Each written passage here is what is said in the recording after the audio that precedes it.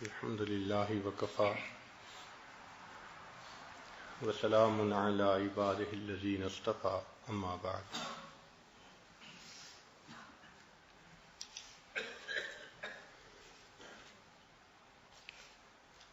دین کے اعمال میں سے بہت محترم بشان عمل نماز ہے۔ یہ ایک ہدیہ اور تحفہ ہے جو رب کریم کی طرف سے اللہ رب العزت نے اپنے حبیب صلی اللہ علیہ وسلم کو عطا فرمایا۔ باقی جتنے اعمال ہیں وہ سارے اس دنیا میں ملے۔ نماز کا عمل ایک ایسا ہے کہ یہ عرشوں پہ ملا، آسمانوں سے اوپر دیا گیا۔ صاف ظاہر ہے کہ جب کوئی مہمان گھر آتا ہے تو انسان اس وقت اس کو بیسٹ تحفہ دیتا ہے۔ اس لیے نبی السلام نے فرمایا الصلاۃ معراج المؤمن، کہ نماز مومن کا معراج ہے۔ امام ربانی مجدد ثانی رحمۃ اللہ علیہ نے اپنے مکتوبات میں نماز کی اہمیت کے اوپر بہت زور دیا ہے۔ آج آپ اس کی اہمیت سے متعلق باتیں سنیں گے تو ریئلائز کریں گے کہ ہمارے اندر اتنی اہمیت پہلے نہیں تھی۔ تو نماز میں ایک تو ہے ظاہری طور پر اہتمام کرنا وضو میں، نماز کی ادائیگی میں، اس بارے میں سن لیجئے۔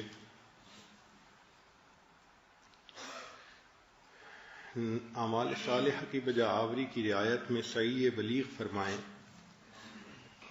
اور نماز جو کہ دین کا ستون ہے اس کے چند ارکان اور فضائل بیان کیے جاتے ہیں، غور سے سنیں۔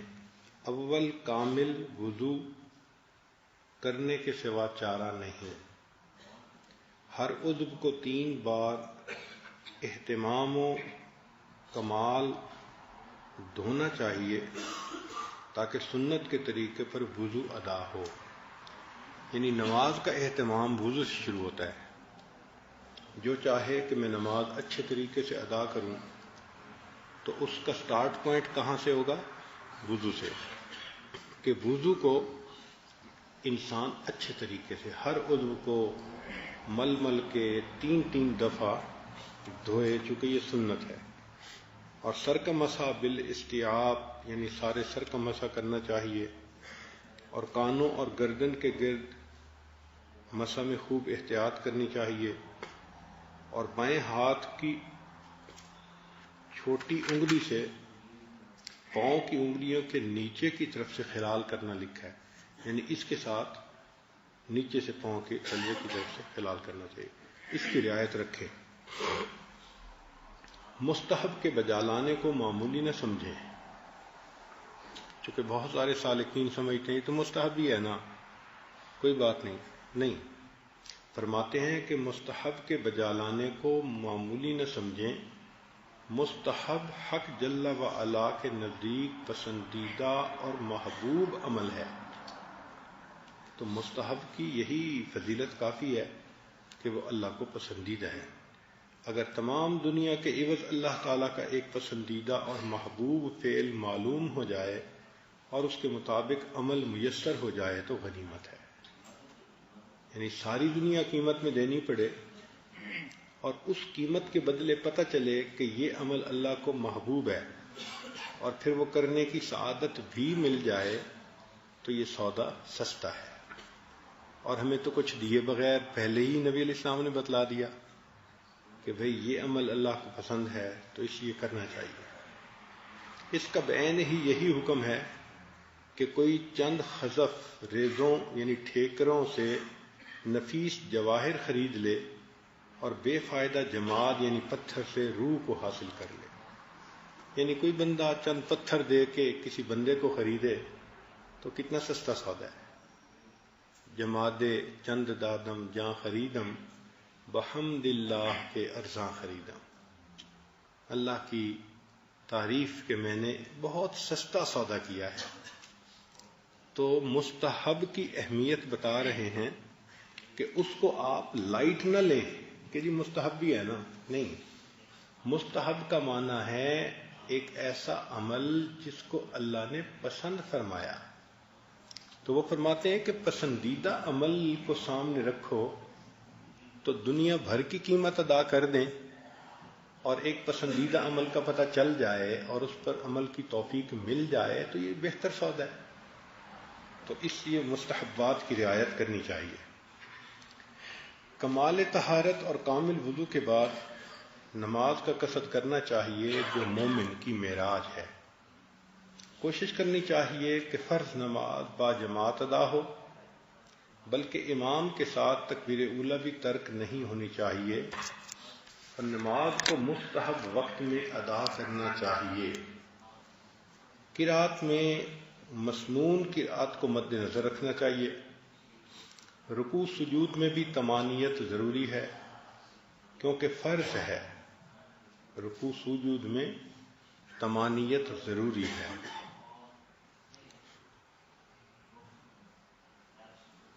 قوما میں اس طرح سیدھا کھڑا ہونا چاہیے کہ تمام بدن کی ہڈیاں اپنی اپنی جگہ پر آ جائیں، اور سیدھا کھڑے ہونے کے بعد طمانینت درکار ہے کیونکہ طمانینت فرض ہے یا واجب ہے یا سنت علی اختلاف الاقوال. ایسے ہی جلسہ میں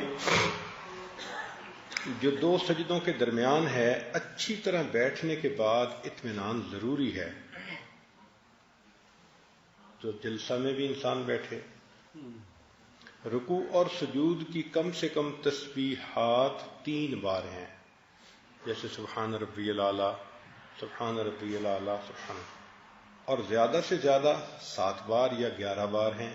یہ بھی حدیث پاک میں منقول ہیں علی اختلاف الاقوال. اور امام کی تسبیح مقتدیوں کے حال کے اندازے کے مطابق ہونی چاہیے. یعنی امام مقتدیوں کا حال دیکھے، اگر ان کے پاس فرصت ہے، وقت ہے، تو صرف 3 دفعہ نہیں، 5 دفعہ یا 7 دفعہ، یعنی زیادہ تسبیحات پھر پڑھنی چاہیے. فرماتے ہیں شرم کی بات ہے کہ انسان تنہا نماز پڑھنے کی حالت میں طاقت ہوتے ہوئے اقل تسبیحات پر کفایت کرے.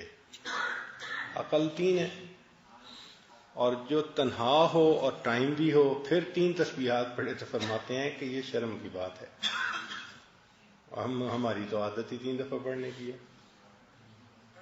میں نے اپنی زندگی میں الحمدللہ ایک ایسے بزرگ کے پاس نماز ادا کی کہ جن کی پوری زندگی کا معمول رکوع سجود کی تسبیحات کے بارے میں 21 مرتبہ تھا. ہر سجدے میں 21 مرتبہ پڑھتے تھے. یہ عادت تھی ان کی. پڑھنے والے 21 دفعہ پڑھتے ہیں. تو ہم بھائی چلو عوام الناس اگر 3 پڑھتے ہیں تو علم کے حقوق تو ہیں نا کچھ، تو چلو ہم حدیث میں 3، 5، 7 اور 11 وہ فرماتے ہیں کہ یہ 4 قول ہیں، تو چلو ہم 3 کی بجائے 5 دفعہ پڑھ لیں، اگر 7 دفعہ پڑھیں تو اور اچھا ہے. تو انفرادی نماز میں تسبیحات زیادہ پڑھنے کی کوشش کرنی چاہیے. 3 سے زیادہ. اللہ تعالیٰ کو شو کرنا ہوتا ہے نا، محبت دکھانی ہوتی ہے. دیکھیں نا دنیا میں بھی ہر محبوب چاہتا ہے کہ محب اپنی محبت کا اظہار کرے. تو ہمیں اگر اللہ تعالیٰ سے محبت ہے تو 3 تو ساری دنیا پڑھتی ہے. 3 ہم نے پڑھ لیا تو کیا تیر مارا. تو اگر اللہ تعالیٰ سے محبت ظاہر کرنی ہے تو چلو 3 کی بجائے 5 صحیح یا 7 صحیح، تو کچھ نہ کچھ تسبیحات زیادہ پڑھنی چاہیے. شرم کی بات ہے کہ انسان تنہا نماز پڑھنے کی حالت میں طاقت ہوتے ہوئے اقل تسبیحات پر کفایت کرے. اگر زیادہ نہ ہو سکے تو 5 یا 7 بار تو کہے. اور سجدہ کرتے وقت اول وہ اعضاء زمین پر رکھے جو زمین کے نزدیک ہیں. پس اول دونوں زانو زمین پر رکھے، پھر دونوں ہاتھ، پھر ناک، پھر پیشانی. زانو اور ہاتھ زمین پر رکھتے ہوئے دائیں طرف سے ابتدا کرے. یعنی ہاتھ بھی جب رکھنے ہیں تو کوشش یہ ہو کہ دایاں ہاتھ پڑے، اس کے ساتھ پھر بایاں ہاتھ بھی پڑ جائے. اور سر اٹھاتے وقت اول ان اعضاء کو اٹھانا چاہیے جو آسمان سے نزدیک ہیں، پس پہلے پیشانی اٹھانی چاہیے. یعنی جس ترتیب سے رکھے تھے پھر الٹ ترتیب سے اس کو واپس لانا چاہیے.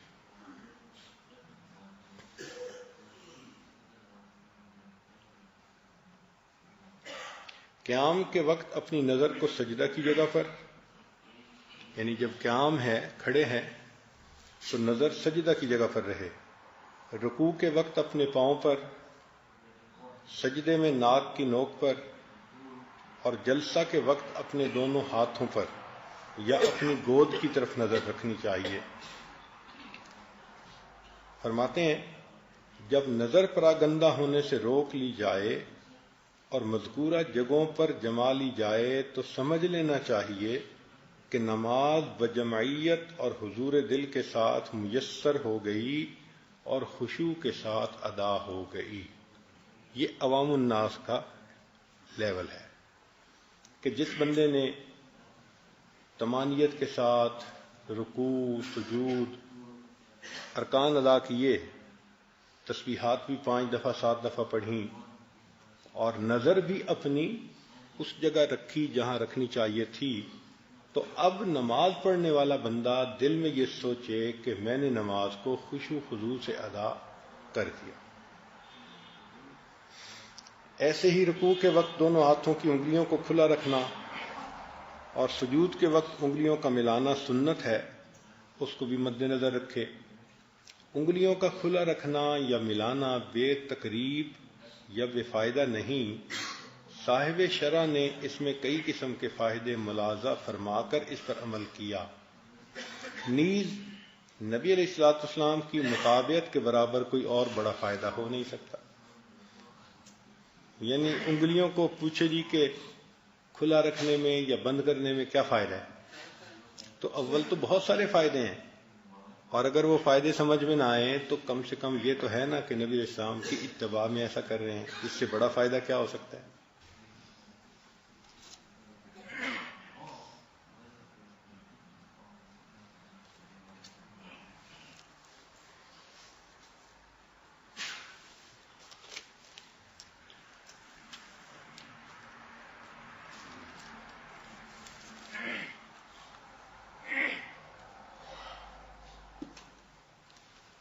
دوسرے مکتوب میں امام ربانی مجدد ثانی رحمۃ اللہ علیہ نے نماز ہی کے بارے میں بات کی ہے، مگر اس میں سمجھایا ہے. تھوڑی سی گہری بات ہوگی، توجہ فرمائیں. جاننا چاہیے کہ نماز میں تکبیر اولیٰ سے اس بات کی طرف اشارہ ہے کہ حق تعالی و تقدس عابدوں کی عبادت اور نمازیوں کی نماز سے مستغنی اور برتر ہے. یعنی پہلی دفعہ جو ہم اللہ اکبر کہتے ہیں تو پہلی اللہ اکبر کا کیا میننگ ہے کہ عبادت کرنے والے جتنے عبادت کرتے ہیں، یہ نمازیں پڑھنے والے جتنی نمازیں پڑھتے ہیں، ان کی عبادتوں اور ان کی نمازوں سے اللہ کی شان بہت بلند ہے. اس احساس کے ساتھ شروع میں اللہ اکبر کہتے ہیں. بات سمجھ گئے کہ تکبیر اولیٰ کے وقت کیا کیفیت ہونی چاہیے؟ یہ کیفیت ہو کہ فرماتے ہیں کہ حق تعالی و تقدس عابدوں کی عبادت اور نمازیوں کی نماز سے مستغنی اور برتر ہیں، اور وہ تکبیریں جو ہر رکن نماز کے بعد ہیں وہ اس امر کے رموز و اشارات ہیں کہ یہ جو رکن ادا ہوا ہے وہ اس قابل نہیں کہ اس کو حق تعالی کی بارگاہ کی عبادت کے لائق کہا جا سکے. اب مثال کے طور پر کہ انسان اللہ اکبر کہہ کے قیام کرتا ہے. اب قیام مکمل ہو گیا تو کیا اللہ کی عبادت کا حق ادا کر دیا؟ نہیں. اس لیے اب رکوع میں جاتے ہوئے پھر کیا کہتے ہیں؟ اللہ اکبر. کہ جو عبادت کی وہ یعنی اس قابل نہیں کہ اس کو کہیں کہ اللہ کی شان کے مطابق ہے، اس لیے اللہ اکبر. لیکن رکوع کے اندر تسبیح جو پڑھتے ہیں وہ کچھ اور ہے. کیا ہے؟ سبحان ربی العظیم. اب چونکہ عظمت کا اقرار پہلے کر رہے ہیں تو اس کے بعد اب اللہ اکبر کو نہیں رکھا، بلکہ اب رکھا سمع اللہ لمن حمدہ. چونکہ عظمت کی نفی ہوتی نا پھر تو، اس لیے ساری تلاوت اور رکوع اور سارا کچھ کے بعد اللہ اکبر کہ نہیں، ابھی یہ حق نہیں ادا ہوا، تو اللہ اکبر کر کے رکوع میں چلے جاؤ. مگر رکوع میں چونکہ سبحان ربی العظیم اللہ کی عظمت کا اقرار ہو رہا ہے، تو فرمایا کہ ہاں عظمت تو اللہ تعالیٰ کی ہے، اس لیے اب اٹھتے ہوئے تمہیں اب پھر تکبیر نہیں کہنی، اٹھتے ہوئے کیا کہنا ہے؟ سمع اللہ لمن حمدہ. اور مقتدی کہتے ہیں ربنا ولک الحمد. اور حدیث پاک میں ہے کہ جس کی ربنا ولک الحمد فرشتوں کی ربنا ولک الحمد کے ساتھ مل گئی، اللہ اس کے گناہوں کی مغفرت فرما دیتا.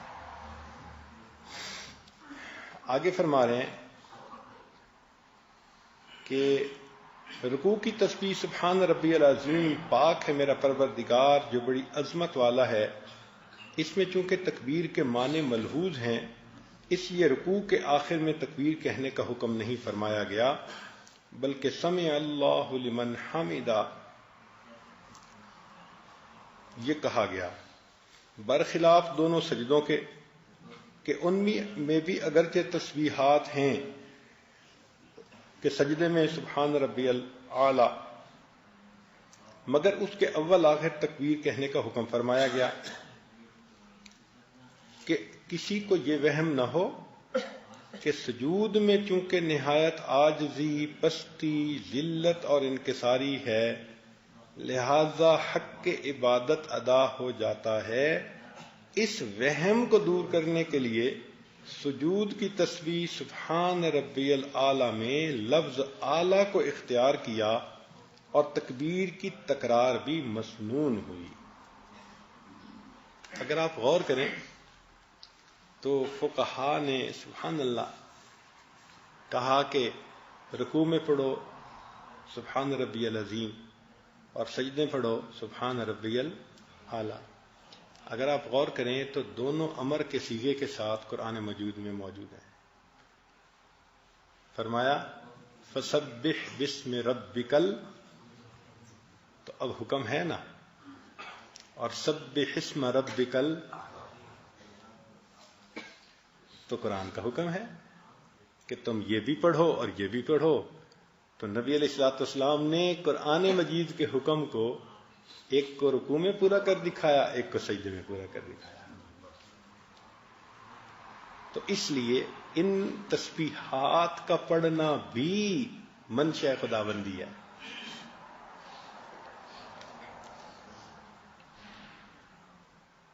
چونکہ نماز مومن کی معراج ہے، اس لیے نماز کے آخر میں ان کلمات کے پڑھنے کا حکم صادر فرمایا جن کے ساتھ نبی علیہ السلام شب معراج میں مشرف ہوئے تھے. لہذا نبی نمازی کو چاہیے کہ اپنی نماز کو اپنے لیے اعلی معراج بنائے. عجیب بات لکھی ہے کہ نمازی کو چاہیے کہ اپنی نماز کو اعلی معراج بنائے، کہ جیسے نبی علیہ السلام کو معراج حاصل ہوا تو یہ بھی نماز کو اتنے اچھے طریقے سے پڑھے کہ اس کے صدقے اللہ اس کو بھی عروج عطا فرمائیں، معراج نصیب فرما دیں.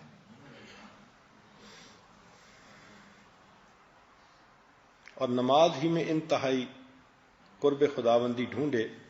نبی علیہ الصلوۃ والسلام نے فرمایا اقرب ما یکون العبد من الرب فی الصلاۃ، بندے کو اللہ تعالیٰ کے ساتھ سب سے زیادہ قرب نماز میں حاصل ہوتا ہے.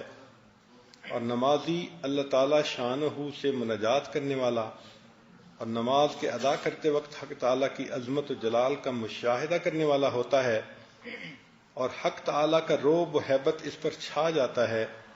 اس لیے اس کی تسلی کے واسطے نماز کو 2 سلاموں پر ختم کرنے کا امر فرمایا کہ چونکہ انسان تسبیحات بھی کہتا ہے تو اللہ کی عظمت دل پہ آتی ہے، اور اتحیات میں جب وہ کلمات پڑھتا ہے کہ جو گفتگو ہوئی تھی اللہ اور اس کے پیارے حبیب صلی اللہ علیہ وسلم کے درمیان، تو فرماتے ہیں کہ ان کلمات کو پڑھنے کی وجہ سے بندے کے اوپر ایک ہیبت کا مقام طاری ہو جاتا ہے. اب اس ہیبت سے نکلنا اتنا آسان تو نہیں تھا کہ انسان بس التحیات پڑھ کے کھڑا ہو جاتا، نہیں. تو اللہ رب العزت نے اس کو ختم کرنے کا طریقہ فرمایا السلام علیکم ورحمۃ اللہ. تو السلام علیکم سے وہ عظمت جو ہے وہ ایک اچھے انداز سے سلامتی کی بات میں تبدیل ہو کر انسان پھر اس دنیا کی کیفیت میں آ جاتا ہے. اور جو حدیث پاک، جو حدیث نبوی میں ہر فرض نماز کے بعد 100 مرتبہ تسبیح و تحمید، تکبیر اور تحلیل کا حکم ہے، فقیر کے علم میں اس کا راز یہ ہے کہ نماز کی ادائیگی میں جو قصور کوتاہی واقع ہوئی اس کی تلافی تسبیح تکبیر کے ساتھ کی جائے تاکہ اپنی عبادت کے ناتمام ہونے کا اقرار ہو سکے. اور چونکہ حق تعالیٰ کی عبادت کی توفیق سے عبادت کا ادا کرنا میسر ہوا تو اس نعمت کا الحمدللہ کہہ کر شکر بجا لانا چاہیے، اور حق تعالیٰ کے سوا اور کسی کو عبادت کا مستحق نہ بنانا چاہیے. اس لیے پھر اللہ اکبر یعنی سبحان اللہ اور الحمدللہ اور اللہ اکبر یہ 3 تسبیحات ہیں نا. تو وہ فرماتے ہیں کہ سبحان اللہ تو ہے کہ اللہ جو اس میں کمی کوتاہی رہ گئی اس کو معاف کر دیجیے اور قبول کر لیجیے. تو سبحان اللہ تو اس لیے پڑھتے ہیں اور الحمدللہ اس لیے پڑھتے ہیں کہ اللہ رب العزت نے نماز کی ادائیگی کی توفیق عطا فرمائی. اور پھر اللہ اکبر اللہ کی عظمت کو بیان کرتے ہیں کہ جو ہم نے عبادت کی اللہ آپ کی عظمت اس سے بھی زیادہ بلند ہے. حضرت مجدد ثانی رحمۃ اللہ ایک جگہ لکھتے ہیں کہ ہم جو نمازیں پڑھتے ہیں یہ ساری کی ساری نمازیں اللہ تعالیٰ کی عظمت کے پردوں سے نیچے رہ جاتی ہیں. وَهُوَ سُبْحَانَهُ وَتَعَالَى وَرَاءُ الْوَرَى ثُمَّ وَرَاءُ الْوَرَى ثُمَّ وَرَاءُ الْوَرَى. وہ پروردگار اس سے بھی بلند ہے، وہ اس سے بھی بلند ہے، وہ اس سے بھی بلند ہے. یعنی جتنا ہم اللہ کی عظمت کے بارے میں سوچ سکتے ہیں اللہ اس سے بھی بلند ہے، وہم و خیال سے ہی بلند ہے.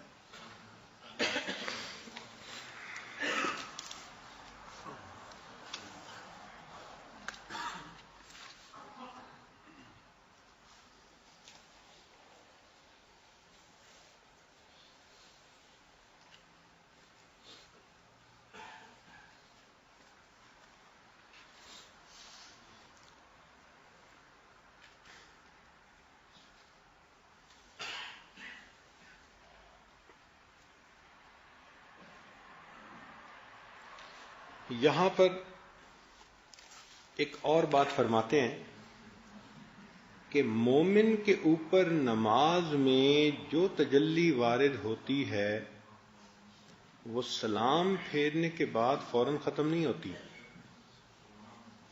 فرماتے ہیں اس میں شبہ بخالت ہے کہ جب تک تم نماز کے کلمے پڑھ رہے ہو تو ہم چہرہ دکھا رہے ہیں اور تم نے سلام کیا تو ہم نے پردہ ڈال لیا. فرماتے ہیں کہ نمازی سلام پھیرنے کے بعد اپنی جگہ پر جتنی دیر رہتا ہے وہ تجلی اسی طرح رہتی ہے.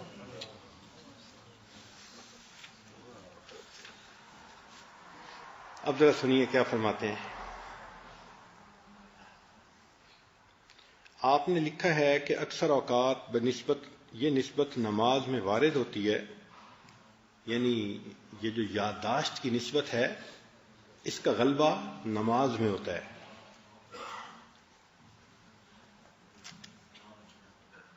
خاص طور پر اس فرض نماز میں جو کہ جماعت سے ادا کرتا ہے، اور نماز سے فارغ ہونے کے بعد جب تک نماز کی جگہ میں پابند بیٹھا رہتا ہے وہ حالت بھی بدستور باقی رہتی ہے.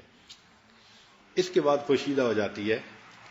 میرے مخدوم، نماز جو کہ مومن کی معراج ہے، اصل کے ظہور کا مقام اور حالت معراجیہ کا نمونہ ہے.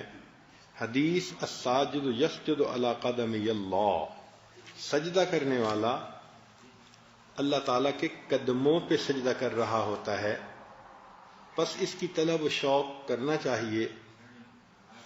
حدیث شریف میں آیا ہے کہ اللہ تعالیٰ کے نزدیک بندہ کی کوئی حالت اس سے زیادہ پسندیدہ نہیں کہ اللہ تعالیٰ اس بندے کو اپنا چہرہ خاک آلود کر کے سجدہ کرتے ہوئے دیکھے۔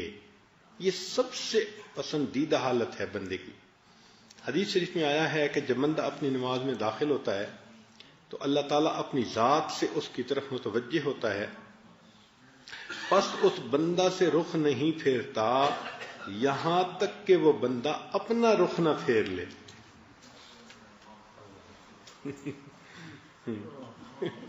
اللہ تعالیٰ اپنا رخ نہیں پھیرتے جب تک کہ بندہ اپنا رخ نہ پھیر لے۔ اللہ اکبر۔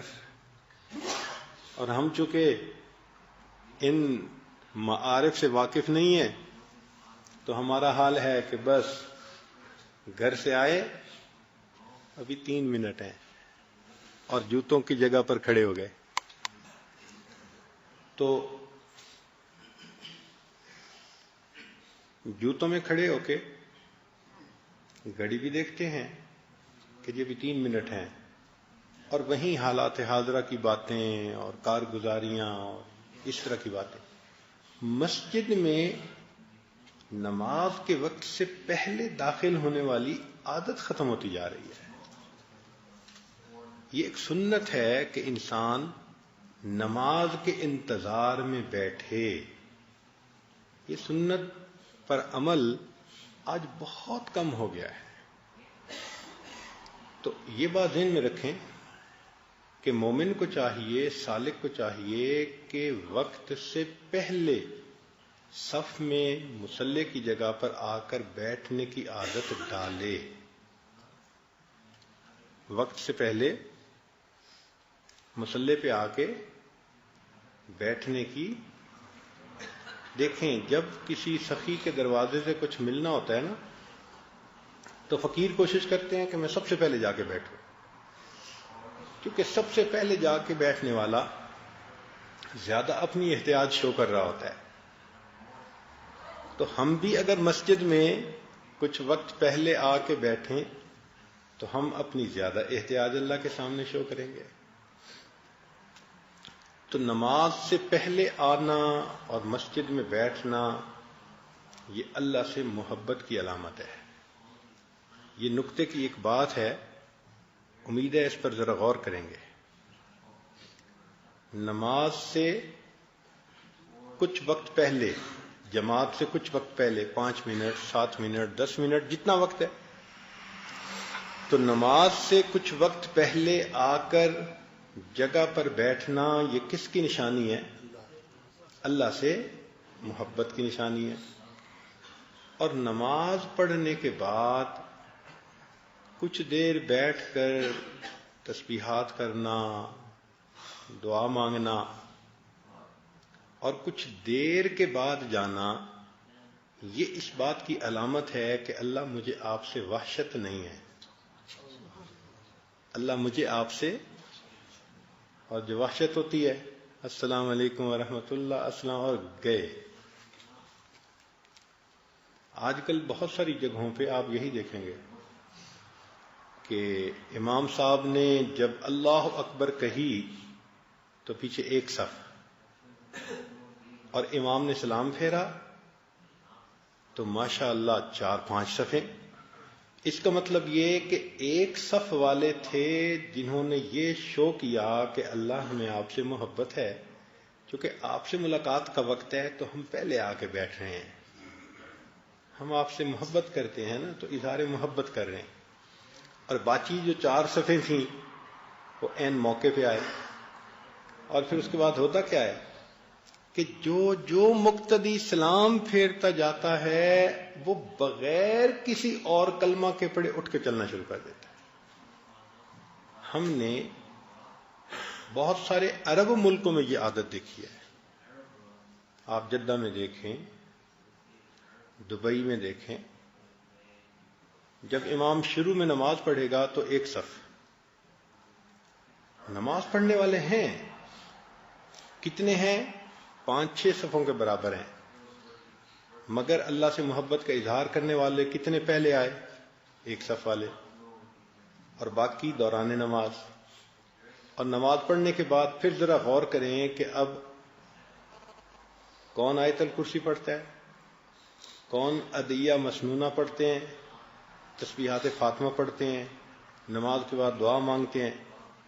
تو آپ دیکھیں گے کہ بس السلام علیکم ورحمۃ اللہ، السلام علیکم ورحمۃ اللہ، اور اٹھ کے چلے جاتے ہیں. تو سالک کو چاہیے کہ وقت سے پہلے آئے، یہ ظاہر کرنے کے لیے اللہ مجھے آپ سے محبت ہے، اور نماز پڑھنے کے بعد کچھ دیر بیٹھ کر ذکر کرے، تسبیحات کرے، دعا کرے، اور پھر جائے، یہ شو کرے کہ اللہ مجھے آپ سے وحشت نہیں ہے. یہ نہیں ہے کہ میں مارا باندھا پہنچ گیا اور بس سلام کر کے بھاگ رہا ہوں. نہیں، مجھے آپ سے محبت ہے، اس لیے میں یہاں بیٹھا، نماز ہو چکی، فرض ختم ہو گیا، مگر میں آپ کی تسبیحات پڑھ رہا ہوں، آپ سے مانگ رہا ہوں، دعا کر رہا ہوں، ذکر کر رہا ہوں.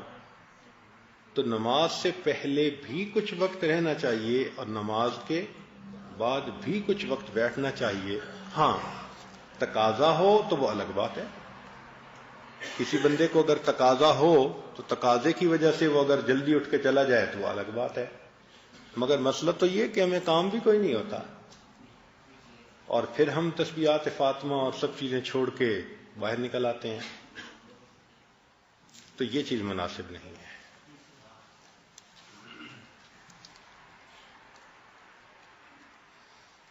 حدیث شریف میں آیا ہے کہ جب بندہ اپنی نماز میں داخل ہوتا ہے تو اللہ تعالیٰ اپنی ذات سے اس کی طرف متوجہ ہوتا ہے، پس اس بندہ سے رخ نہیں پھیرتا یہاں تک کہ وہ بندہ اپنا رخ پھیر لے یا کوئی بری بات کہے. پھر فرض نمازوں کی خصوصیت تو علیحدہ ہے، اور جماعت نور علی نور ہے.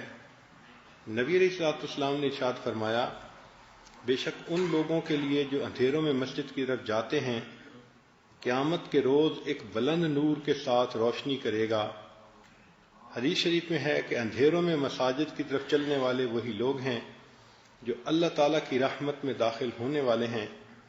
حدیث شریف میں ہے کہ جب کوئی بندہ جماعت میں نماز پڑھتا ہے پھر وہ کسی حاجت کا سوال کرتا ہے تو اللہ تعالیٰ غیرت کرتا ہے کہ وہ بے مراد واپس لوٹے، اس لیے اس کی حاجت کو اللہ تعالیٰ پورا فرما دیتا ہے.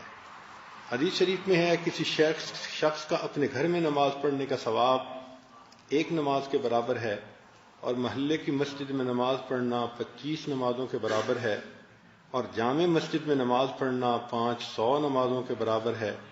مسجد اقصی میں نماز پڑھنا 5000 نمازوں کے برابر، میری اس مسجد میں نماز پڑھنا 50,000، اور مسجد حرام میں نماز پڑھنا 1,00,000 نمازوں کے برابر ہے. حدیث شریف میں ہے کہ جس شخص نے ان 5 نمازوں کو جماعت کے ساتھ ادا کرنے پر محافظت کی، وہ پل صراط پر سے چمکنے والی بجلی کی مانند گزرنے والوں میں سب سے پہلا شخص ہوگا، اور اللہ تعالیٰ اس کا حشر سابقین کے ساتھ کریں گے.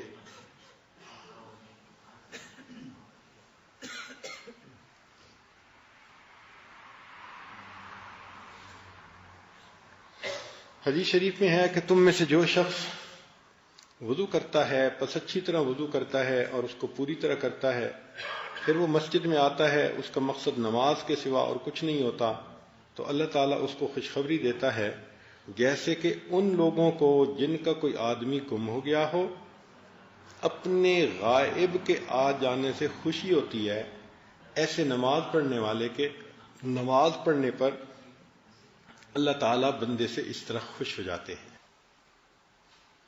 اللہ تعالیٰ کے نزدیک بندے کی کوئی حالت اس سے زیادہ پسندیدہ نہیں کہ وہ اس کو سجدہ کرتے ہوئے دیکھے. حدیث شریف میں ہے کہ سجدہ کرنے والا اللہ تعالیٰ کے دونوں قدموں پر سجدہ کرتا ہے، پس بندے کو چاہیے کہ سجدہ کرے اور خوب رغبت سے کرے اور خوب دعا کرے. اب اگلی بات سنیے. نیز حدیث شریف میں ہے کہ بندہ سجدہ کرتا ہے تو اس کا سجود اس کی پیشانی کے نیچے کی زمین کو زمین کے 7 طبق تک پاک کر دیتا ہے. کہ نمازی جہاں سجدہ کرتا ہے تو جس جگہ اس کی پیشانی ٹکتی ہے اس کا سجدہ اس جگہ پر 7 زمینوں تک، 7 طبق تک جتنی زمین تھی اس کو وہ پاک کر دیتا ہے سجدہ۔ فرماتے ہیں کہ انسان کے اوپر جتنی تجلیات، انوار، احوال نماز کے علاوہ وارد ہوتے ہیں وہ سب کے سب دوسرے درجے کی چیز ہیں، اور اصل درجے کی چیز وہ کیفیت ہے جو مومن کو نماز کی حالت میں نصیب ہوتی ہے۔ میرے مخدوم، نماز کو تجلیات و مشاہدات سے بہتر کہنا اس اعتبار سے ہے کہ یقین کامل سے معلوم ہو گیا ہے کہ مطلوب ان تجلیات و مشاہدات سے وراء الورا ہے، اس کے ساتھ گرفتاری زلال کے ساتھ گرفتاری ہے، پس شبہ مثال کے ساتھ گرفتاری جو کہ حقیقت میں غیر مطلوب ہے، اور تمام اشیاء کو مطلوب کا عین ہونے کا حکم لگانا شکر کی وجہ سے ہے۔ نماز ہی ہے جو مطلوب کی خبر دیتی ہے اور اس بے نشان کا کچھ نشان رکھتی ہے جو قرب کے اس نماز کی ادائیگی کے وقت ہوتا ہے، اس کے باہر حاصل نہیں ہوتا۔ حدیث نبوی میں آیا ہے کہ نماز میں اس حجاب کو جو کہ بندہ اور خدا کے درمیان ہے اٹھا دیا جاتا ہے، اس لیے اس کو معراج فرمایا ہے۔ پر جس قدر کوشش اس نماز کی تکمیل میں کی جائے، یہ اس نسبت کی تکمیل میں کوشش ہے کہ یہ تجلیات و مشاہدات جس کی گرد کو نہیں پہنچتے، یعنی یہ تجلیات و مشاہدات جو عام ہوتے ہیں یہ گرد راہ کو نہیں پہنچ سکتے جو قرب انسان کو نماز میں حاصل ہوتا ہے۔ اس نماز کا معاملہ کمال قرب نبوت کے ساتھ وابستہ ہے۔ وہ کہتے ہیں یہ قرب ولایت نہیں ہے، اس کا معاملہ کمالات نبوت سے متعلق ہے، جو نماز کا معاملہ ہے کہ اکثر ارباب ولایت کا ہاتھ اس بلند و بالا درخت سے نیچے رہ جاتا ہے۔ اس لیے کہتے ہیں کہ جو ولایت کے مقام کے لوگ ہوتے ہیں ان کو نماز کی بجائے ذکر میں زیادہ مزہ آتا ہے، اور حال احوال ان کو باقی اچھے لگتے ہیں۔ کیوں؟ اس لیے کہ نماز کے اندر کمالات نبوت کا تعلق ہے۔ تو کمالات ولایت والا بندہ، اس لیے بعض ایسے بھی لوگ تھے جو راستے سے بھٹک گئے اور انہوں نے کہا کہ ہمیں 5 وقت نماز پڑھنے کی کیا ضرورت ہے۔ کچھ لوگ ایسے بھی گزرے ہیں یا کئی علاقوں میں ہیں جو کہتے ہیں کہ تمہاری 5 مرتبہ ہماری ہر مرتبہ، کہ تم تو 5 مرتبہ یاد کرتے ہو اور ہم ہر وقت یاد کرتے ہیں، تو کہتے ہیں 5 نمازیں پڑھنے کی کیا ضرورت ہے۔ جب دل میں اللہ آ گیا تو 5 نمازوں کی کیا ضرورت ہے۔ تو ایسے بھی گمراہ لوگ ہیں۔ تو اس لیے وہ اس کو کلیئر کر رہے ہیں کہ جو قرب، جو تجلیات، جو چیزیں نماز میں ہوتی ہیں غیر نماز میں اس کی گرد بھی نصیب نہیں ہو سکتی۔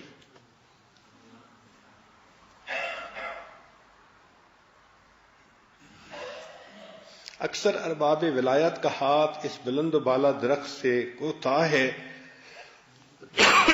انہیں تمام ورق پلٹ دینا چاہیے تاکہ معاملہ اس سے اس تک پہنچ جائے، اور اس کا قرب جدا ہے اور اس کے علوم اور اسرار علیحدہ ہیں۔ اس قرب نبوت تک پہنچنے کا راستہ اس راستے کے ساتھ مناسبت نہیں رکھتا۔ وہ ایک شاہراہ ہے کہ انبیاء علیہ السلام اور ان کے اصحاب اور نیز اس امت کے خال خال افراد کس راستے سے مطلوب تک پہنچے ہیں۔ فرماتے ہیں کہ نماز ایک دل ربا معشوق ہے، گویا اس کی صورت زیبا کو عالم مجاز میں ان مخصوص ارکان کے ساتھ دکھایا گیا ہے، اور اس کی خوبصورتی کی اداؤں کو اس خشوع و آداب کے ساتھ ظاہر کیا گیا ہے۔ جو شخص کے اس صورت کے ساتھ گرفتار اور فریفتہ نہ ہو وہ ان ارکان کی حقیقت کو کیا پائے گا، اور جو شخص کے ان اداؤں کا والا اور شیفتہ نہ ہو جائے وہ اس خشوع و طمانیت کا کیا ادراک کرے گا۔ مختصر یہ کہ اس کی لطافتیں اس سے کہیں زیادہ بلند ہیں کہ اس فضول کو کی زبان پر جاری ہوں، اور اس کی خوبیاں اس سے بہت برتر ہیں کہ اس بلحوث کا قلم اس کی ترجمانی کا خیال کرے، لیکن اس دولت عظمی کے اہل حضرات کے پاکیزہ انفاس سے بہت امیدیں اور ان کی محبت و خدمت کی برکت سے بہت بشارتیں رکھتا ہوں۔ یہاں پر ایک اور بات لکھتے ہیں جو واقعی بہت عجیب معرفت ہے۔ امید ہے کہ آپ اس کو بہت توجہ کے ساتھ سنیں گے۔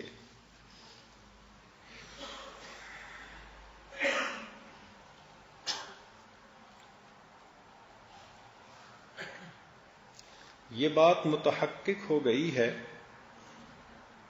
کہ وہ کیفیت جو نماز کی ادائیگی میں میسر ہوتی ہے وہ ان تمام حالات سے بلند و بالا ہے جو نماز کے علاوہ حاصل ہوتے ہیں، کیونکہ وہ بیرون نماز والے حالات دائرہ ظلال سے باہر نہیں نکلتے، خواہ وہ کتنے ہی بلند ہوں، اور یہ حالت نماز اصل سے حصہ رکھتی ہے۔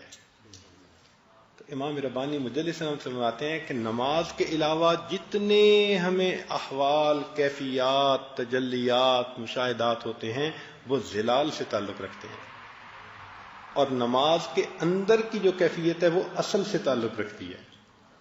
جیسے ایک انسان اور ایک انسان کا سایہ، تو انسان اصل ہے اور سایہ اس کا ظل ہے۔ اسی طرح نماز کے علاوہ جو کیفیتیں ملتی ہیں وہ ظل ہیں، ان کا تعلق ظلال سے ہے، اور نماز کے اندر جو کیفیت ملتی ہے اس کا تعلق اصل کے ساتھ ہے۔ یہ متحقق ہو گئی ہے کہ وہ حالت جو نماز کی ادائیگی میں میسر ہوتی ہے وہ ان تمام حالات سے بلند و بالا ہے جو نماز کے علاوہ حاصل ہوتے ہیں، کیونکہ وہ بیرون نماز والے حالات دائرہ ظل سے باہر نہیں نکلتے، خواہ کتنے بلند ہوں، اور یہ حالت نماز اصل سے حصہ رکھتی ہے۔ جس قدر فرق ظل اور اصل کے درمیان ہے، اسی قدر فرق بیرون نماز والی حالت اور اندرون نماز والی حالت کے درمیان جاننا چاہیے کہ بیرون نماز ظل کی کیفیت ہے اور اندرون نماز اصل کی کیفیت ہے۔ یہ فقیر مشاہدہ کرتا ہے کہ جو حالت اللہ تعالیٰ کی عنایت سے موت کے وقت ظاہر ہوگی وہ نماز کی حالت سے بھی بلند ہوگی، کیونکہ موت احوال آخرت کے مقدمات میں سے ہے، اور جی چیز آخرت کے قریب ہے وہ اتم اور اکمل ہے، کیونکہ یہاں دنیا میں ظہور صورت ہے، یعنی ظاہری کیفیت، اور آخرت میں ظہور حقیقت ہے۔ ان دونوں میں بہت بڑا فرق ہے۔ اور ایسے ہی وہ حالت جو اللہ جل سلطانہ کے کرم سے برزخ صغریٰ یعنی قبر میں میسر ہوگی، وہ اس حالت سے بڑھ کر ہوگی جو موت کے وقت ہوتی ہے۔ یعنی اب انہوں نے کہا کہ عام حالات میں جو حضوری توجہ ہے وہ ذل ہے، نماز میں اس کی اصل ہے، اور جو نماز میں کیفیت ہوتی ہے وہ فرماتے ہیں موت کے آخری وقت جو ہوتا ہے نا، اس وقت جو مشاہدہ ہوتا ہے وہ اس سے بھی زیادہ بہتر ہوتا ہے مومن کو، اور جو موت کے وقت کیفیت ہوتی ہے قبر میں مشاہدہ اس سے بھی زیادہ بہتر ہوتا ہے، اور جو قبر میں ہوتا ہے فرماتے ہیں کہ حشر میں اس سے بھی زیادہ بہتر ہوگا جب ساق کی تجلی ہوگی، اور جو حشر میں ہوگا جنت میں اس سے بھی زیادہ کامل ہوگا۔ تو یہ یوں ترتیب ایک انہوں نے بنائی ہے۔ حاصل کلام یہ ہے کہ دنیا آخرت کی کھیتی ہے، اس جگہ مطلوب کو تلاش کرنا، اپنے آپ کو پریشان کرنا یا غیر مطلوب کو مطلوب جاننا، چنانچہ اکثر لوگ اس میں گرفتار ہیں اور اپنے خواب و خیال میں محو آرام ہیں۔ اس مقام میں صرف نماز ہی ہے جو اصل کی خوشبو دیتی ہے اور مطلوب کی خوشبو سکھاتی ہے، اس کے علاوہ جو کچھ ہے بے فائدہ ہے۔ دنیا میں اگر انسان کو اللہ کی کوئی جھلک چیز دیتی ہے تو وہ فرماتے ہیں نماز ہے، نماز کے علاوہ وہ کیفیت سالک کو نہیں مل سکتی۔ یعنی کتنا وضاحت کے ساتھ نماز کی اہمیت کو بیان کیا ہے۔ حالانکہ پہلے جو جاہل صوفیات تھے وہ تو کہتے تھے جی کہ نماز تو وہ پڑھیں کہ جنہوں نے 5 وقت یاد کرنا ہو، اور ہم تو ہر وقت یاد کرتے ہیں، لہذا تمہاری 5 مرتبہ ہماری ہر مرتبہ۔ تو ان کی نفی کی ہے کہ بھئی تمہیں ذکر اذکار میں غیر نماز میں جو کیفیتیں بھی حاصل ہوتی ہیں وہ سب ظلال ہیں، اور جو نماز میں ہے وہ اصل ہے، اور نماز سے زیادہ موت کے قرب میں جو کیفیت ہے وہ اس سے بھی اصل ہے، اور جو قبر میں ہے وہ اس سے بھی اصل ہے، جو حشر میں ہوگی یکشف عن ساق وہ اس سے بھی، اور جو جنت میں ہوگی وہ اس سے بھی اصل ہے۔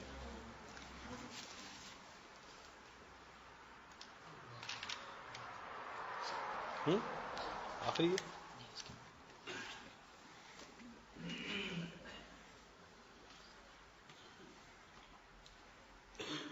سبحان اللہ، کیا عجیب بات لکھی ہے۔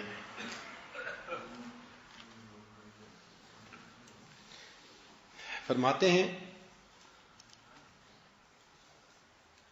کہ 5 ارکان میں سے نماز رکن دوم ہے جو تمام عبادات کی جامع ہے، اور ایک ایسا جزو ہے جس نے اپنی جامعیت کی وجہ سے کل کا حکم پیدا کر لیا ہے اور تمام مقرب اعمال پر سبقت لے گئی ہے، اور وہ دولت رویت جو نبی علیہ السلام کو شب معراج بہشت میں میسر ہوئی تھی، دنیا میں نزول فرمانے کے بعد اس جہان کے مناسب آپ کو وہ دولت نماز میں میسر ہوتی تھی۔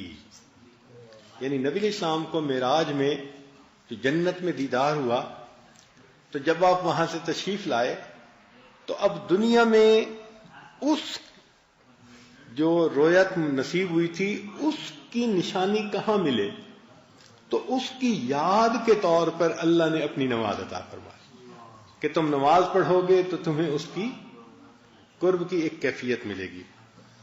تو فرماتے ہیں اس لیے آنس صلی اللہ علیہ وسلم نے فرمایا الصلاۃ معراج المؤمن، اس لیے فرمایا کہ بندہ اپنے رب کے ساتھ نماز میں سب سے زیادہ قریب ہوتا ہے۔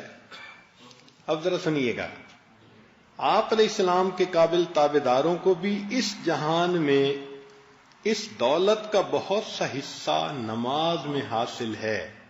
یعنی وہ جو معراج کی تھی نا دولت، اس کا بہت سارا حصہ کس میں حاصل ہوتا ہے؟ اگر حقیقی رویت میسر نہیں ہے، سنیے ذرا کیا فرماتے ہیں کہ اگرچہ اس جہان میں حقیقی رویت میسر نہیں ہے کیونکہ یہ جہان اس کی تاب و طاقت ہی نہیں رکھتا، رویت کی کہ اللہ تعالیٰ تجلی فرمائے اور بندہ دیکھے، یہ تاب و طاقت ہی نہیں رکھتا۔ اگر حق تعالیٰ نماز کا حکم نہ فرماتا تو مقصود کے چہرے سے نقاب کون اٹھاتا اور طالب کو مطلوب کی طرف رہنمائی کون کرتا؟ نماز ہی ہے جو غم گساروں کے لیے لذت بخش ہے، نماز ہی ہے جو بیماروں کو راحت دیتی ہے، اور ارہنی یا بلال میں اسی حقیقت کا رمز ہے کہ نبی علیہ السلام غم زدہ ہوتے تھے تو فرماتے تھے ارہنی یا بلال، اور قرۃ عینی فی الصلاۃ میں اسی آرزو کی طرف اشارہ ہے۔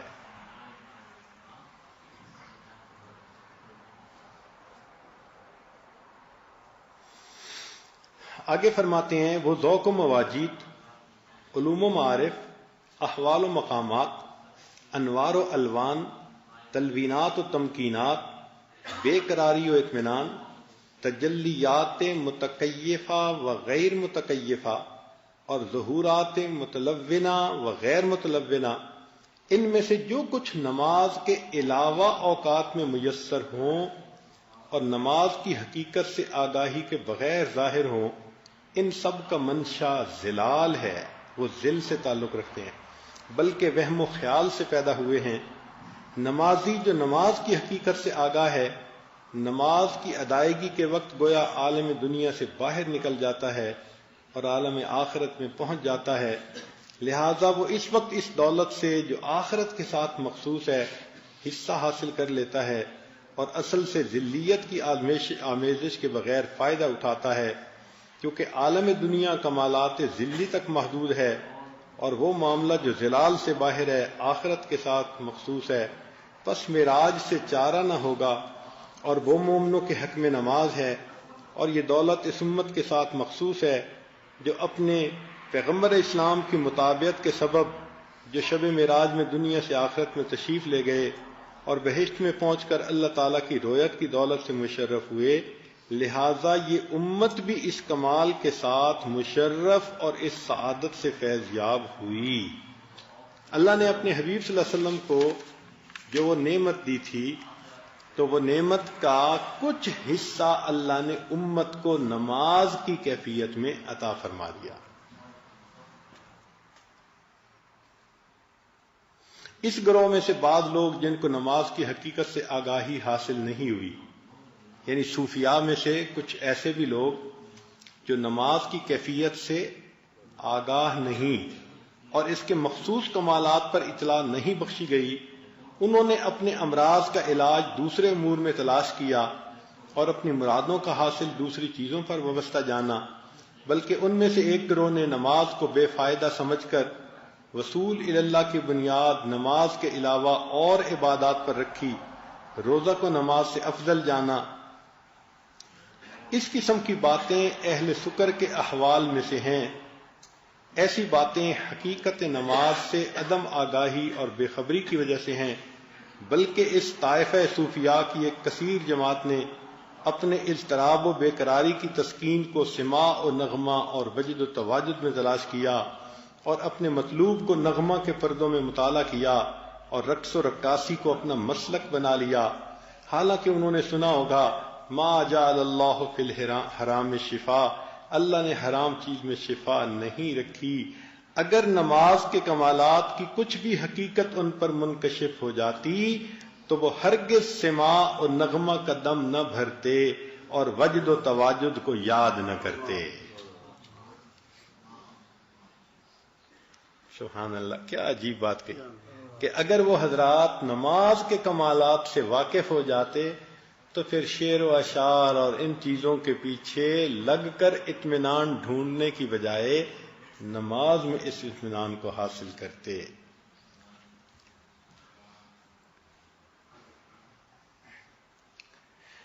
اللہ اکبر۔ اللہ رب العزت ہمیں نماز کی حضوری عطا فرمائے۔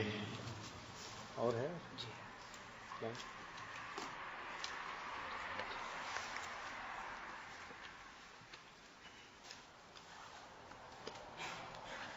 یہاں پر کسی سالک نے خط لکھا ہے کہ بعض نمازوں میں ایسی حالت پیش آتی ہے کہ گویا فقیر اللہ رب العزت سے اس طرح کلام کرتا ہے کہ کوئی حجاب و پردہ درمیان میں نہیں رہا اور مست و بے خود ہو جاتا ہے، حتیٰ کہ نماز کو بھول جاتا ہے اور نظر حیرت سے اپنے آپ کو اور اپنے غیر کو نور کے بغیر نہیں دیکھتا۔ اسی اثناء میں خود پر قابو پا کر ہوش میں آ جاتا ہے، اچانک رقت و عاجزی غالب آ جاتی ہے اور یہی حالت قرآن مجید کی تلاوت اور دوسری عبادات میں پیش آتی ہے۔ یہ اس نے سوال پوچھا تھا۔ اے سعادت کے آثار والے، یہ کیفیت جو آپ کو پیش آئی یہ اعلیٰ کیفیت اور مبارک حالت ہے۔ ایسا کیوں نہ ہو کہ نماز مومن کی معراج ہے، جو کیفیت و ذوق کے نماز سے پیدا ہوتا ہے، وہ تمام اذواق و کیفیات سے ممتاز ہے۔ اور چونکہ نماز میں قرآن مجید کی تلاوت بھی شامل ہے اور حدیث پاک میں ہے من اراد ان یحدث ربہ فلیقرأ القرآن، جو شخص چاہے کہ اپنے رب سے ہم کلامی کرے اس کو چاہیے کہ قرآن مجید پڑھے، کے مطابق قرآن کی تلاوت کرنا گویا اپنے پروردگار کے ساتھ ہم کلامی کرنا ہے۔ خاص طور پر کہ نماز میں تلاوت واقع ہو اور ہی درجہ رکھتی ہے، بہترین ثمر لاتی ہے۔ پس اگر یہ حقیقت نماز میں جلوہ گر ہو، جس کی شان میں آیا ہے کہ اقرب ما یکون العبد من الرب فی الصلاۃ، اور تکلم کی کیفیت ظاہر ہو تو گنجائش ہے، اور نیز اگر نمازی حجاب کا رفع ہونا محسوس کرے تو بھی مناسب ہے، یعنی نماز کے اندر اگر یہ کیفیت ہوتی ہے تو یہ سب ٹھیک ہے۔ حدیث پاک میں وارد ہے کہ نماز میں وہ حجاب اٹھا لیا جاتا ہے جو بندہ اور پروردگار کے درمیان ہے۔ نماز ایک دل ربا محبوب ہے، جب نمازی کے باطن پر اس کے جمال با کمال کا پرتو پڑتا ہے، اس کے حسن و خوبی کا ظہور ہوتا ہے، تو قریب ہے کہ اس نمازی کو مست و بے خود کر دے اور از خود رفتہ بنا دے، اور جب اس کے انوار سے متصف اور اس کے زیور سے آراستہ ہوتا ہے تو اپنے آپ کو نور سے منور پاتا ہے۔ کہتے ہیں کہ ایک مرتبہ، توجہ فرمائیے گا، کہتے ہیں کہ ایک مرتبہ حضرت امام جعفر صادق رحمۃ اللہ علیہ نماز میں تھے کہ بے ہوش ہو کر گر گئے. نماز پڑھ رہے تھے، اچانک کیا ہوا؟ بے ہوش ہو کر، اور جب ہوش میں آئے تو ان سے دریافت کیا گیا تو انہوں نے فرمایا میں قرآن مجید کی اس آیت کو بار بار پڑھ رہا تھا یہاں تک کہ میں نے اس آیت کو اس کے متکلم سے سنا اور میں بے ہوش ہو گیا. اللہ اکبر. یہ نماز کیا عجیب نعمت ہے جو اللہ نے عطا فرما دی ہے. ہمارے اکابر ایک ایک آیت کو بار بار پڑھتے تھے حتیٰ کہ پھر ان کو یہ کیفیت حاصل ہو جاتی تھی کہ جیسے رب کریم نے ان کے سامنے اپنے کلام کو ادا فرمایا.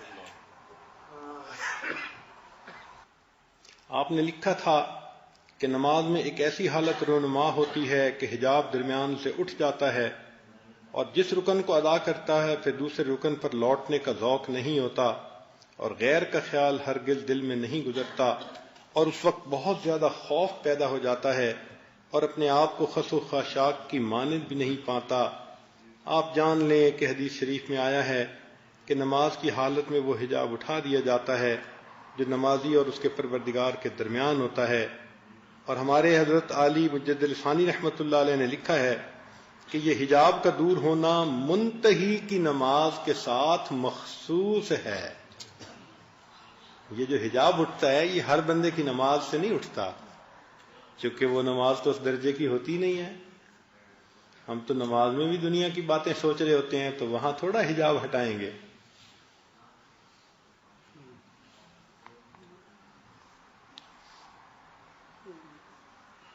یہ حجاب کا دور ہونا منتہی کی نماز کے ساتھ مخصوص ہے.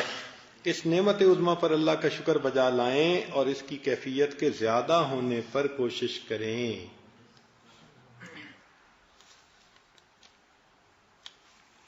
یہاں پر ان کے ایک مرید تھے مجدد ثانی رحمۃ اللہ علیہ کے یا خواجہ معصوم رحمۃ اللہ علیہ کے، تو انہوں نے لکھا ہے نماز پڑھنے میں جمعیت و لذت بہت حاصل ہوتی ہے اور نماز کے علاوہ کسی اور چیز میں مشغول ہونا اچھا نہیں لگتا، اور جو حرف کے نماز میں اپنے مخرج سے نکلتا ہے وہ مسرتوں کا اظہار کرتا ہے. عجیب، سبحان اللہ.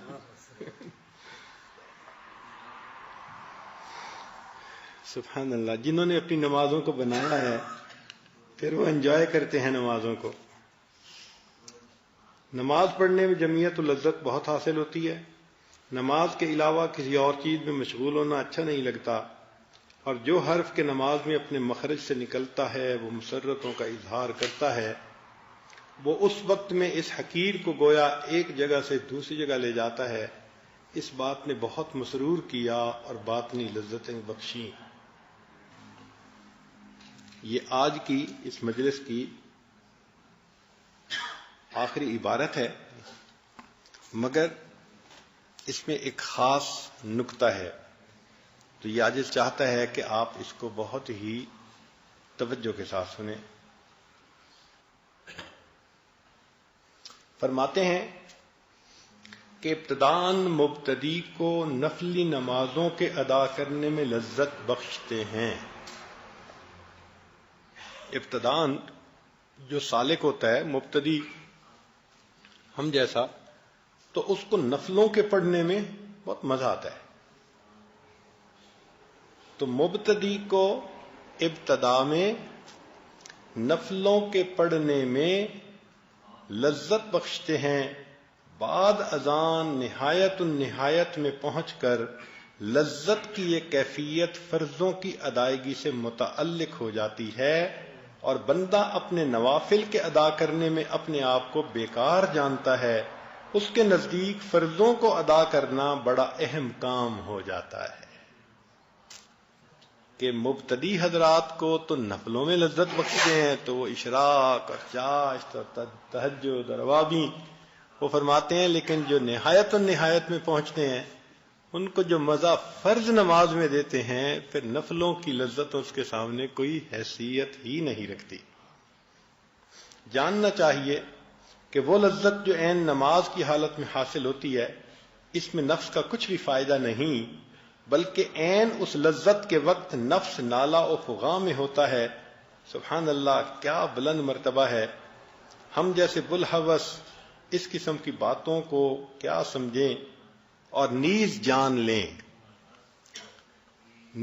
لیں کہ دنیا میں نماز کا مرتبہ آخرت میں رویت باری تعالی کے مرتبہ کی مانند ہے. تو دنیا میں مومن جیسی نماز پڑھتا ہوا جائے گا تو جنت میں اس کو اللہ کی رویت کا وہی مرتبہ حاصل ہوگا. کیسے؟ کہ اگر بندہ دنیا میں نماز پڑھتا ہے اور اس میں ادھر ادھر کے خیالات آتے رہتے ہیں تو خیالات والی نمازیں پڑھ کے جو لو بندہ دنیا سے جائے گا تو فرماتے ہیں کہ جنتی بھی ہوا تو جنت میں اللہ اس کو اپنا دیدار عطا فرمائیں گے، مگر اس کے خیالات کی وجہ سے ذات کے اوپر صفات کے پردے عطا فرما دیں. جو بغیر خیال کے دنیا میں نماز پڑھنے کی عادت حاصل کر لے گا، ایسی نماز کہ جس میں دنیا کا کوئی خیال نہ ہو، تو فرماتے ہیں کہ اس بندے کو جو جنت میں رویت عطا فرمائیں گے تو وہ رویت ذات ہوگی، اس کے اوپر صفات کا کوئی پردہ نہیں. تو آج ہم اس چیز کو سوچیں کہ ہم جنت میں اللہ رب العزت کے دیدار کس حالت میں کرنا چاہتے ہیں. تو اگر کرنا چاہتے ہیں تو یہ دنیا کی نماز اس کا ریفلیکشن ہے. یہاں نماز بنا لیں، وہاں اسی درجے کو پا لیں. تو نماز تو پڑھنی ہے. اب جتنے لوگ یہاں موجود ہیں نماز تو پڑھتے ہی ہیں، فرق تو ہے نا کہ دل کی توجہ کے ساتھ پڑھیں. اہمیت ہو تو پھر توجہ بھی بڑھ جاتی ہے، انسان کوشش بھی کرتا ہے. تو ہمارے اکابر کو دیکھیں کہ کس طرح انہوں نے سالک کے دل میں ایک فرض کی اہمیت کو پیدا کیا. اب اس مجلس کے انعقاد سے پہلے نماز تو آپ پڑھتے تھے، لیکن جو اہمیت اب دل میں نماز کی آئی ہے اس سے پہلے تو نہیں تھی نا. تو ہم دعا مانگتے ہیں کہ اللہ تعالی ہمیں بھی نماز کی وہ کیفیت عطا فرما دے جس کو معراج المومن کہا گیا. وآخر دعوانا ان الحمد للہ رب العالمین.